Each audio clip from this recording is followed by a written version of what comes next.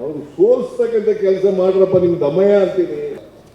ಅವ್ರು ಯಾರೋ ಒಬ್ಬ ಸೌತ್ನಲ್ಲಿ MP ಯಾರು, ಸೂರ್ಯ ಅಮಾವಾಸ್ಯೆ ಅಂತ ಕರಿತೀನಿ ನಾನು. ಸೂರ್ಯ ಇಲ್ಲಿ ಮಂತ್ರಿ ಇದ್ದಾರೆ, ಈ ಅಮ್ಮ ಯಾರೋ ಶೋಭಾ ಕರಂದ್ಲಾಜೆ, ಒಂದು ದಿನ ಬಾಯಿ ಬಿಡ್ಲಿಲ್ಲ.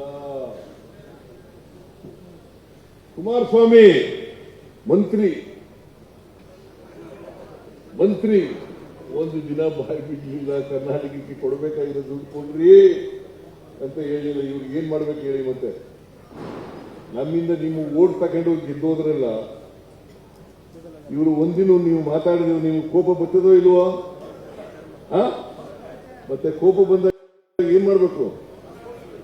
ಅವ್ರು ಸೋಲ್ಸ್ತಕ್ಕಂಥ ಕೆಲಸ ಮಾಡ್ರಪ್ಪ, ನಿಮ್ ದಮಯ ಅಂತೀನಿ.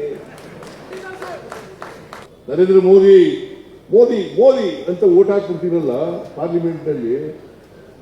ಇವರು ಒಂದಿನ ಮಾತಾಡಿದಾರ? ನಿಮ್ ಪಾರ್ಲಿಮೆಂಟ್ ಮೆಂಬರ್ ಯಾರು? PC ಮೋಹನ್ ಯಾವತ್ತಾರು ಒಂದಿನ ಮಾತಾಡಿದಾರ?